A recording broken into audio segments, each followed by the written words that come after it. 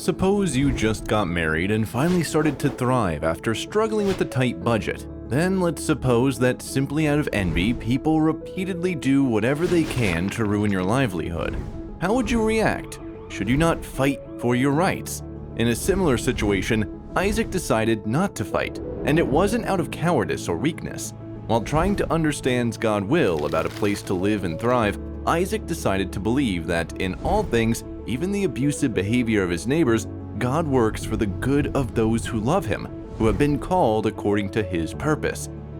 Relational generosity like that of Isaac comes from trusting that there is a wise God in heaven who actively interferes in human business, takes care of our rights, and in due time will fix all human injustices. Nothing can harm a life that God has decided to bless.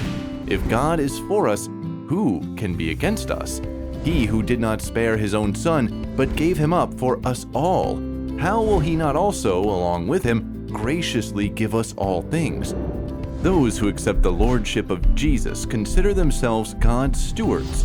Their top priority is to be God's representatives or missionaries, ambassadors to their fellow humans, wherever they are.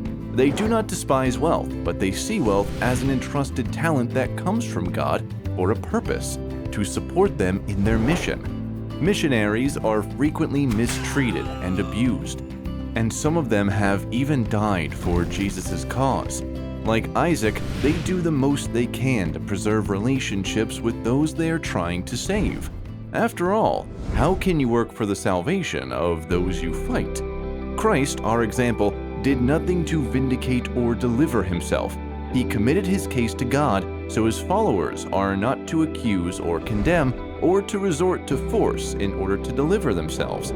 It is only when we are generous with others, surrendering to Jesus every desire for gain, even the preservation of life, that we are enabled to reflect our generous Master to them. And if we suffer any material loss in this process, that loss is credited to your account by Jesus as a sweet offering made to him. At the end of the day, he will not leave us in want. As we reflect our generous God before others, let us put our desires last and God first.